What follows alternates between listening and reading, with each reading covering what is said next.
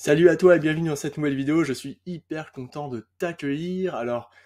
Aujourd'hui, je vais t'expliquer mon organisation, ma semaine type quand je suis community manager freelance, comment je m'organise et pourquoi j'en suis venu à cette organisation et comment je l'explique à mes clients. N'hésite pas à aller voir ma formation gratuite sous la vidéo pour devenir community manager et en vivre pleinement. Le lien est juste sous la vidéo. Voilà, on part, ça y est. Alors, pourquoi j'ai adopté une organisation quasiment militaire dans mon quotidien de community manager freelance. Je t'explique ça tout de suite. Alors, au départ, quand je suis devenu CM freelance, tu vois, mon organisation, elle ressemblait à rien du tout, tu vois. Toutes les tâches étaient mélangées. Je commençais une tâche, le téléphone sonnait, du coup, je répondais.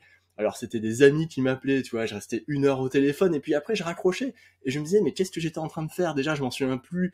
Et puis je recherchais, il y avait plein de fenêtres ouvertes sur mon PC, j'avais mon smartphone dans une main, tu vois, et je me demandais, oh là, mais où j'en étais, qu'est-ce que je faisais? Et puis, en plus, j'étais stressé tout le temps, j'avais l'impression d'être en retard sur plein de trucs, tu vois, ça avançait comme ça, et puis à 11 heures du matin, tout à coup, je me mettais à écrire plein de posts, puis je me disais, ah, attends, ok, j'ai écrit les posts, mais ok, il faut que je les programme cet après-midi, mais j'ai pas les visuels, et donc j'ai appelé mon client, il m'a envoyé des WeTransfer avec plein de photos à recadrer. C'était vraiment comme ça tout le temps, tu vois. En plus, mes clients, ils avaient pas d'organisation social media parce qu'ils savaient pas comment faire. Et moi, j'étais pas organisé non plus. Donc, ça veut dire que tout était désorganisé en fait. Et c'était encore pire pour moi au final, tu vois, parce que je bossais tout le temps dans l'urgence en fait, tu vois. Et par exemple, mes clients m'envoyaient des visuels ou des confirmations 1 heure avant l'heure prévue de publication du post. Et ça arrivait énormément. Et quand j'avais, par exemple, 25-30 posts à écrire par mois pour un seul canal pour un client, ben, c'était l'enfer, tu vois. Enfin, c'était juste infernal. En plus, les prospects, ils ne me répondaient pas forcément au téléphone, mais ils m'appelaient n'importe quand. Ils m'appelaient le matin à 9h30, le soir à 18h30, tu vois, ils m'appelaient, et ils m'appelaient plein de fois, ils me laissaient des messages, tu vois. Les prospects, quand je les avais en rendez-vous, ben en fait, eux, des fois, ils me renvoyaient pas de retour par rapport à une proposition que j'avais envoyée, et je les relançais pas forcément directement, j'avais pas un process bien établi à propos de ça, tu vois. Et je galérais à commencer mes missions, je savais pas par quoi commencer quand je commençais une mission. Est-ce que je dois d'abord faire un calendrier éditorial? Est-ce que je dois d'abord discuter avec mon client? Par quoi dois commencer? Est-ce que je dois prendre un outil? Ok, j'ai pas d'outil, comment je vais faire? Et c'était vraiment comme ça à chaque fois. Et quand j'avais 3, 4, 5 clients à la fois, et ben parfois je faisais des posts pour la page LinkedIn, des fois pour Instagram, des fois pour Facebook. Et en fait, il y avait tout qui se mélangeait et c'était l'enfer absolu, tu vois. Heureusement pour moi, cette période a complètement évolué. Hein, j'ai complètement évolué dans le bon sens du terme parce que tu vois, j'en avais marre de galérer à commencer mes missions, j'en avais marre de galérer à effectuer mes suivis clients, tout ça. Pour moi, c'était un enfer. Et en plus, je devais faire plein de choses. Tu vois, j'étais stressé, j'étais épuisé et je pouvais pas continuer comme ça parce que c'était pas possible pour mon activité, tu vois. En plus, alors, il faut savoir que un community manager freelance, il a beaucoup de travail avec ses clients déjà. Il doit rédiger pas mal, il doit faire les posts sur les réseaux sociaux, aussi modérer, hein, tu vois. Enfin, je vais pas t'apprendre ton taf, mais un CM freelance doit faire de la modération, gérer des bugs techniques avec Facebook, Meta, il y en a plein, il y a plein de bugs techniques de publication, des bugs techniques pour faire de la publicité, tout ça, c'est assez infernal. Mais aussi, il doit gérer la relation client, donc suivre le client, lui proposer des idées, tout ça. Enfin, il y a toutes ces tâches-là, mais au-delà du travail avec les clients, un community manager, ce qu'il fait, bah, il doit se vendre déjà, parce qu'il doit trouver des clients en permanence, donc il doit se vendre, il doit faire des rendez-vous avec des prospects, donc il doit préparer ses rendez-vous, tu vois. Il faut aussi les relancer, ses prospects, il faut aussi faire de la veille. Dans notre métier, la veille, c'est juste hyper important, tu vois. Chaque semaine, il se passe un truc sur les réseaux sociaux, donc il faut faire de la veille chaque semaine, tu vois, c'est hyper important. Et puis cette veille, si tu la regardes juste, tu vois, tu la lis, c'est bien, mais le mieux c'est de la consigner quelque part, tu vois, dans un tableau ou quoi, de consigner les événements de la veille importants, tu vois, pour faire un vrai suivi et s'en souvenir, et même la partager à ses clients ensuite, tu vois, ça c'est assez important. Voilà, il faut aussi se former quand t'es community manager, tu vois, tu peux, si tu connais pas, tu sais pas comment faire des reels ou des vidéos TikTok, ben, il faut se former à ça, tu vois, il faut se former à la réalisation de reels, de vidéos TikTok, à la vidéo, au montage, tu vois, et puis au suivi des tendances, tout ça. Enfin, il faut s'y connaître un minimum quand même. Il faut savoir gérer administrativement son entreprise, donc l'URSSAF, Pôle Emploi, si t'es à Pôle Emploi, la CAF, hein, tous ces trucs-là qui prennent la tête, mais tous les papiers et tout, la compta, tout, mais il faut le faire, tu vois, la mutuelle et tout, etc. Et puis en plus, par-dessus tout ça, il faut savoir se ressourcer. Parce que se ressourcer, c'est essentiel dans la vie d'un community manager freelance qui veut durer sur le long terme, tu vois. Si tu te ressources pas, si t'es épuisé et en stress en permanence, à un moment, tu t'en peux plus, quoi. T'arrêtes, tu vois. Et ça, tu fais un burn-out ou juste tu prends moins de clients et ça te dégoûte, tout ça. Donc, il faut pas en arriver là, tu vois. Donc là, dans ce que je t'ai dit, il y a deux choses en fait. Il y a le bloc client et il y a le bloc tout ce qu'il y a autour des clients, tu vois, pour gérer ton entreprise, gérer le commercial de ton entreprise et l'administratif, etc. Donc ces deux blocs, ils prennent pas mal de temps, tu vois. Donc moi, quand j'ai vu ça, je me suis dit ok, je vais pas crouler sous les tâches à chaque fois, je vais pas faire n'importe quoi à chaque fois parce que j'en peux plus, c'est pas du tout rentable de faire ça pour mon entreprise, c'est pas viable pour moi personnellement non plus pour ma santé.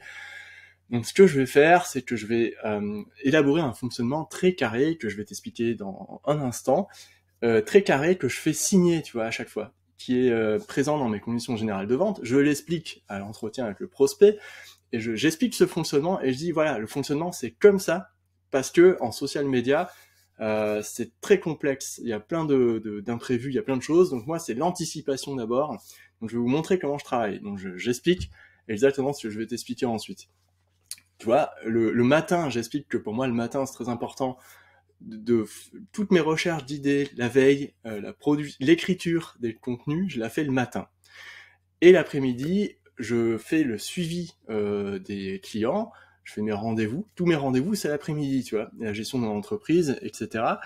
Mais aussi, c'est là où je vais programmer les posts, etc. Donc ma semaine type, voilà, j'explique aux clients du lundi au vendredi, le matin. Par exemple, le lundi, alors c'est pas par exemple, je fais vraiment ça le lundi.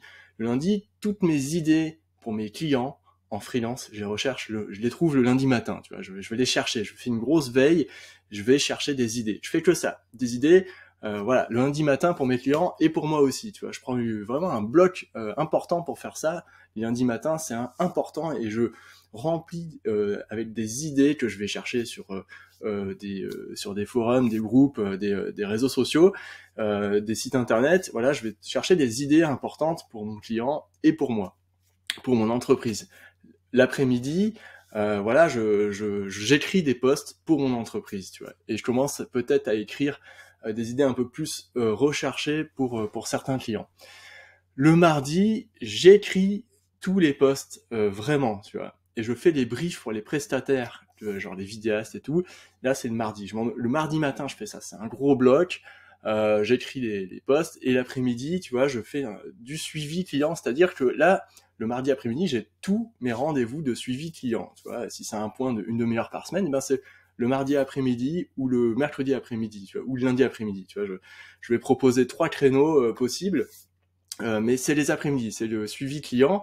Le mercredi, j'assemble les posts, c'est-à-dire je prends tout ce qui est écrit et je prends les visuels qui sont faits. Alors j'assemble ensemble et je montre à quoi ça va ressembler au client pour validation. Lui, je lui laisse le jeudi pour valider les posts et au fur et à mesure, moi je les programme, tu vois. Voilà. Donc ça, c'est la semaine organisée comme ça. Il y a des blocs modération, des blocs temps modération. Euh, en fin de matinée et en fin de journée, tu vois. Et je suis obligé de faire ça parce que si je le fais en début de matinée, ça me perturbe ensuite pour gérer mon planning. Donc je fais comme ça. Et le vendredi, l'après-midi, c'est plutôt de la gestion d'entreprise, tu vois.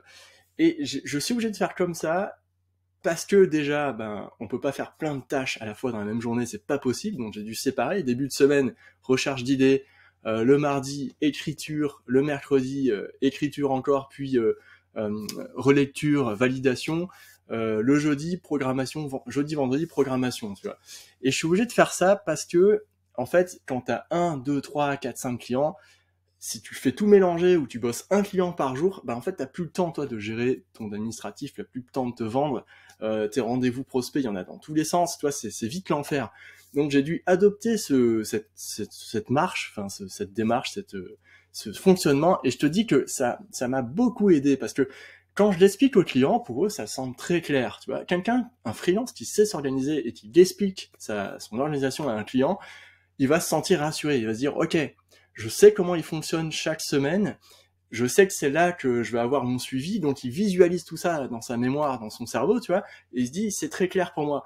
Ça aussi, tu peux l'indiquer sur ta proposition, tu vois, tu expliques comment tu travailles, et tu expliques chaque semaine comment ça va se passer, tu vois. Tu mets une routine en place, tu dis au client, vous signez pour cette routine.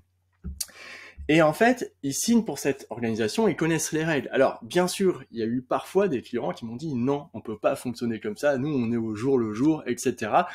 Et moi, je leur explique que dans le social media, il faut anticiper, tu vois. Pour moi, anticiper à 15 jours, anticiper à 1 mois, c'est vraiment important.